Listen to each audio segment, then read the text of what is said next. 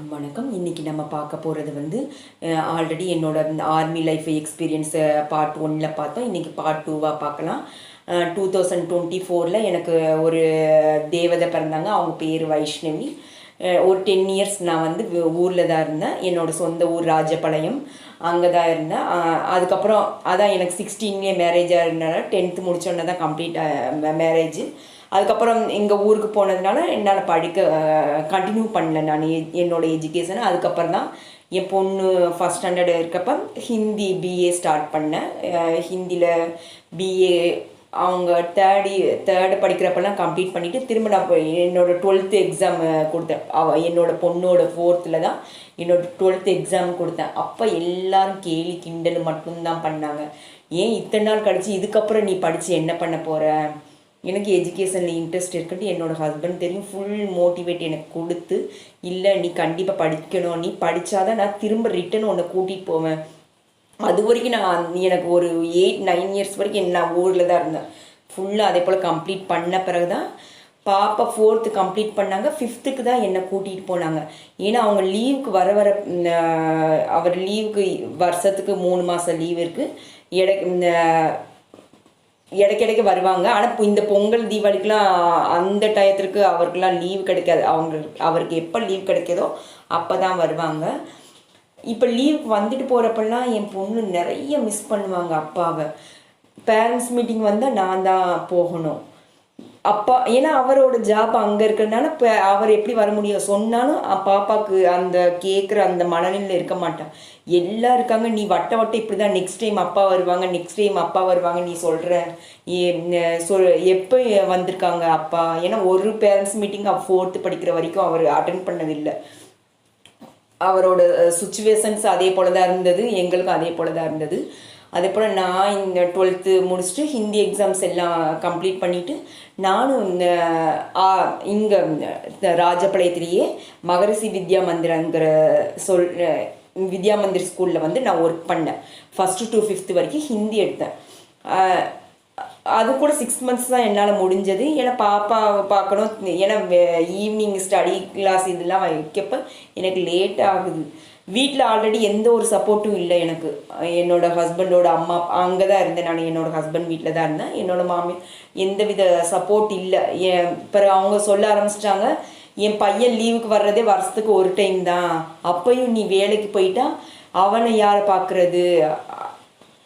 அதே போல் பேச ஆரம்பித்தோன்னே அதுக்கப்புறம் நானும் திங்க் பண்ண ஆரம்பித்தேன், வர்றதே அவர் எப்பயே தான். ஆனால் நான் எல்லாம் அவர் லீவுக்கு வரப்பெல்லாம் அவர் மோட்டிவேட் தான் பண்ணுவார், நீ போயிட்டு வா நான் பார்த்துக்கிறேன். ஏன்னா எல்லாம் ஆல்ரெடி நான் குக் பண்ணிவிட்டு எல்லாம் ரெடி பண்ணிட்டு தான், பிரேக்ஃபாஸ்ட் சரி லஞ்சு சரி எல்லாமே ரெடி பண்ணிட்டு தான் நான் போவேன். ஆனால் இவர் ஹஸ்பண்டு இல்லை, நீ கண்டிப்பாக கண்டினியூ பண்ணு தான் சொன்னார். ஒரு 6 months நான் போன ஊரில். அதுக்கப்புறம் என்னால் கண்டினியூ பண்ண முடியல. மேலே படிக்கணுங்கிற அந்த, ஏன்னா வீட்டில் வந்து திரும்ப எனக்கு படிக்கிற அந்த ஒரு வாய்ப்பு எனக்கு கிடைக்க மாட்டேங்குது. வீட்டில் திரும்ப ஒர்க்கு, அந்த ரொட்டீன்ஸ் ஒர்க்கு எல்லாமே இருக்கும். பின்ன ஸ்கூலோட இந்த ஒர்க்ஸ் எல்லாமே இதாக்கணும். அதனால் நான் கண்டினியூ பண்ண முடியல. அதுக்கப்புறம் பார்த்தீங்கன்னா நான் பாப்பா ஒரு 5th வர்றப்ப என்னை கூட்டிகிட்டு போயிட்டாங்க புஜ் குஜராத்தில் இருக்குது. அங்கே ஒரு 10 months நாங்கள் இருந்தோம். அப்போ தான் என்னோடய ஹஸ்பண்ட் வந்து சுபேதார் மேஜருங்கிற அந்த போஸ்ட்டுக்கு போனாங்க. அதாவது ஜூனியர் லெவல்லேருந்து சீனியர் லெவலுக்கு போயிட்டாங்க. அதாவது சுபேதார் மேஜர் சொல்கிறது வந்து ஒரு ஜூனியர் ஆஃபீஸர். அந்த போஸ்ட் வந்தவொடனே நிறைய ஒரு ஒர்க்கு எனக்கும் வர ஆரம்பிச்சது. அங்கே வெல்ஃபேர் அசோசியேஷன்ட்டு வைப்பாங்க மந்த்லி. அதெல்லாம் கண்டக்ட் பண்ணி இது பண்ணணும், யார் சீனியாரிட்டி இருக்காங்களோ அவங்க பண்ணணும். அந்த சீனியாரிட்டி போஸ்ட்டில் நான் அந்த டைம் நான் இருந்தேன். அப்போ கொஞ்சம் நான் ஹிந்தி மறந்துட்டேன். ஏன்னா அந்த 10 years நான் ஊர்லேயே இருந்ததுனால அந்த ஹிந்தி ஒரு டச் இல்லாமையே இருந்ததுனால கொஞ்சம் ஸ்டார்டிங்கில் எனக்கு கஷ்டமாக இருந்தது. பாப்பா கொஞ்சம் ரொம்ப கஷ்டப்பட்டாங்க.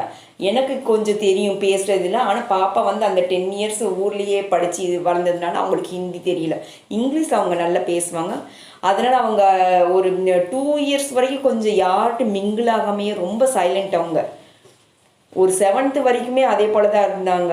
எனக்கு கொஞ்சம் பயம் இருந்தது, ஏன்னா யார்கிட்டையும் மிங்கிள் ஆக மாட்டாங்க.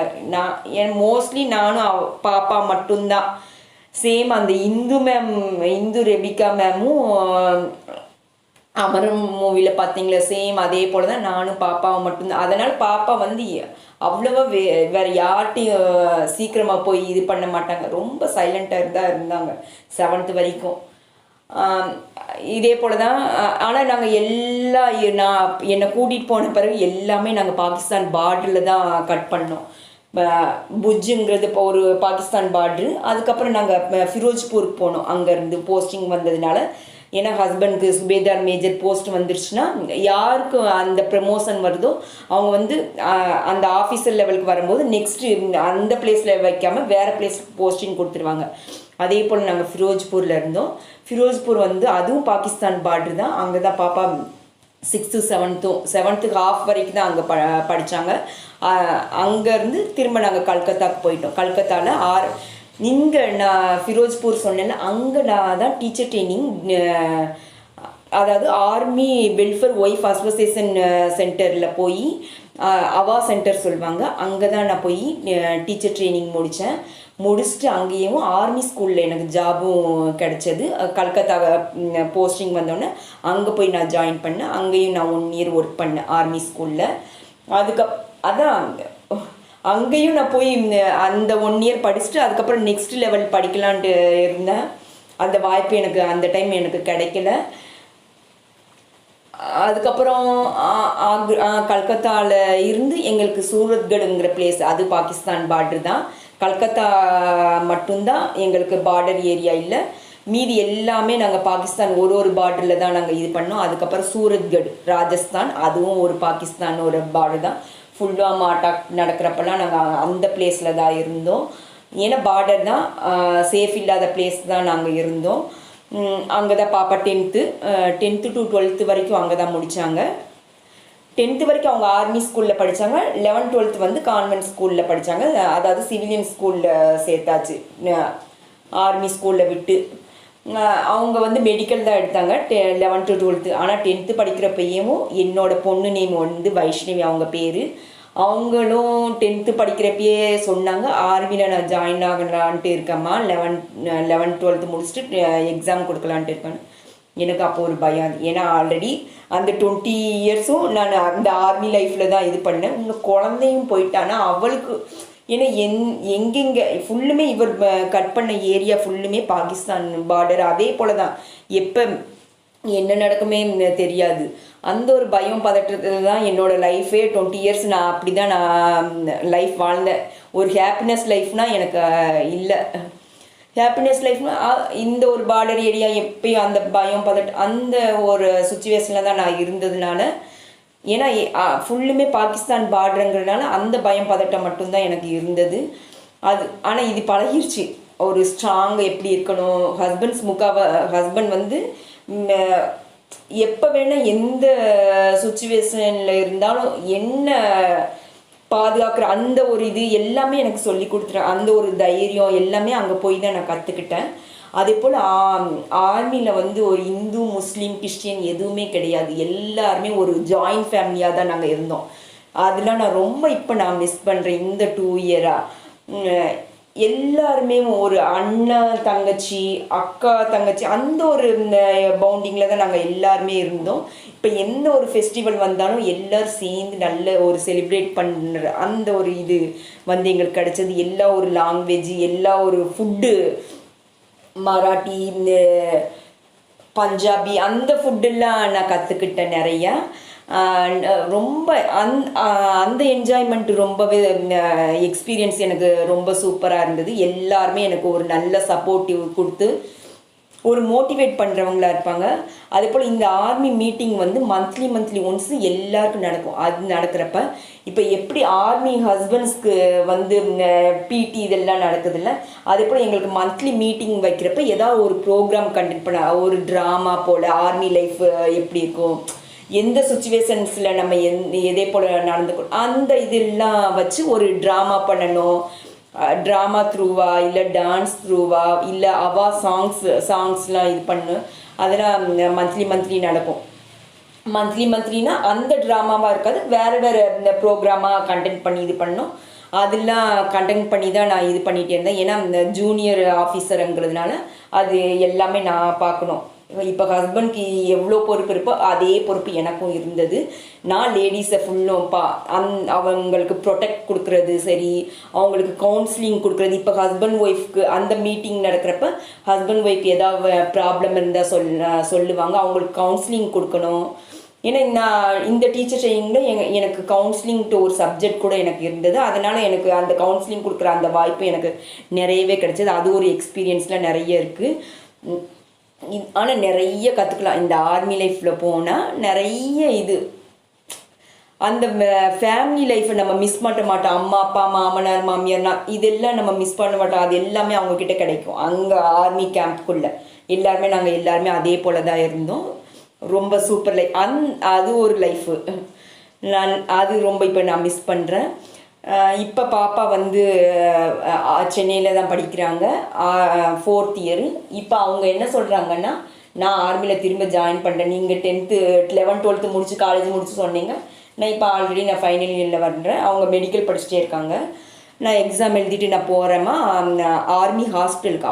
அவங்க போகிறது வந்து ஏன்னா அவங்க மெடிக்கலில், அதனால். ஆனால் அவங்களுக்கு போஸ்டிங் இதே போல் பார்டரில் எப்போ வேணால் போடலாம். நான் வேண்டாம் சொன்னேன். ஆனால் இப்போ ஏன்னா நான் இப்போ அவளை மோட்டிவேட் பண்ணுறேன். இந்த வாய்ப்பு வந்து எல்லாருக்கும் கிடைக்காது. ஓகே, நீங்கள் ட்ரை பண்ணுங்கன்ட்டு சொல்லியிருக்கோம். ஹஸ்பண்ட் வந்து அவருக்கு ஃபுல் சப்போர்ட்டிவ் வந்து ஹஸ்பண்ட் தான். ஆனால் இன்னும் அவள் எக்ஸாம் எல்லாம் கொடுக்கட்டும், அதுக்கப்புறம் நம்ம ஊரில் சொல்லலாம். இப்பயே சொன்னாங்கன்னா கண்டிப்பாக வேண்டாம் தான் சொல்லுவாங்க. ஏன்னா ஆல்ரெடி அந்த லைஃப்பில் தான் நாங்கள் வாழ்ந்துட்டு வந்திருக்கோங்கிறதுனால. இது பொண்ணு இல்லை, ஏன் பொண்ணு பையன்லாம் இல்லை. என்னை பொறுத்தவரை எனக்கும் என் ஹஸ்பண்டுக்கும் இந்த பொண்ணு பையன் அந்த பாகுபாடுலாம் எங்களுக்கு கிடையாது. ஏன்னா அவ்வளோ பொண்ணுன்னா அவ்வளோ ஸ்ட்ராங்காக தான் அந்த ஆர்மிக்கு என்னென்ன. ஏன்னா அந்த லைஃப் ஃபுல்லுமே என் பொண்ணு பார்த்துருக்காங்க. அந்த 10 இயர்ஸ்லேருந்து ஒரு 9 இயர்ஸ் 10 to 19 இயர்ஸ் வரைக்கும்.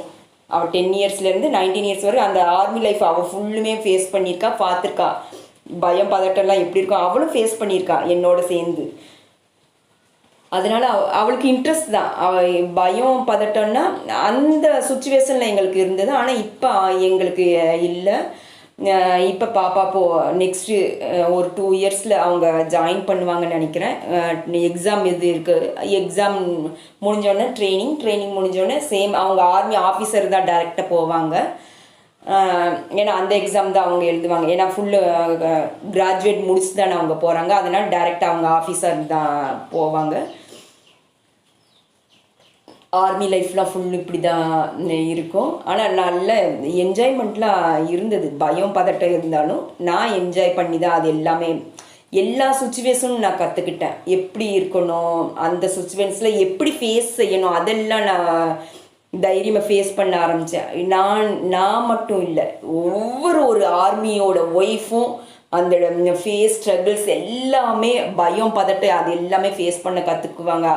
ஒரு தைரியமான ஒரு பெண், ஒரு சிங்க பெண்ணு தான் ஆர்மியோட ஒய்ஃபு. ஒவ்வொரு ஒய்ஃபும் ஒரு சிங்க பெண்ணு தான் என்கிட்ட கேட்டால். ஏன்னா அவ்வளோ தைரியம் இது எல்லாமே ஒரு பெண்ணுக்கும் இருக்குது. இதுதான் என்னோட ஆர்மி லைஃப். அதுக்கப்புறம் 2021 நான் பாப்பா காலேஜ் படிக்கிறாங்கன்ட்டு மூவ் ஆகிட்டு நாங்கள் சென்னைக்கு வந்துட்டோம். ஹஸ்பண்ட் மட்டும் மீரட்டில் இருந்தாங்க 1 இயர். மீரட்டில் இருந்தாங்க. 2021 தான் என்னோடய ஸ்பிரிச்சுவல் அவேக்கனிங் ஸ்டார்ட் ஆகுது. நான் ஃபுல்லுமே ஸ்பிரிச்சுவலிட்டியாக போக ஆரம்பித்தேன். அதுதான் என்னோட லைஃப் ஜேர்னி வந்து டோட்டல் சேஞ்ச்மெண்ட் மூவுக்கு வந்த. அதுக்கப்புறம் பாப்பா காலேஜ் போனோன்னே இங்கே ஒரு தனிமை எனக்கு நிறைய ஃபீல் பண்ண ஆரம்பிச்சிட்டேன். பாப்பா காலேஜ் போயிட்டாங்க.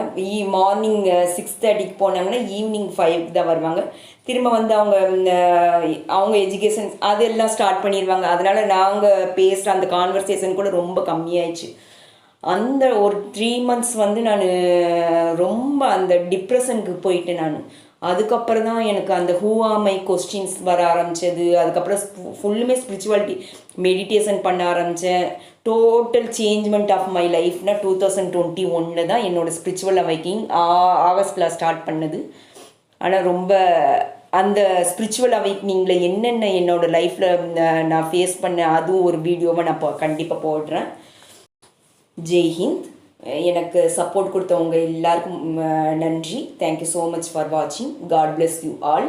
Thank you universe.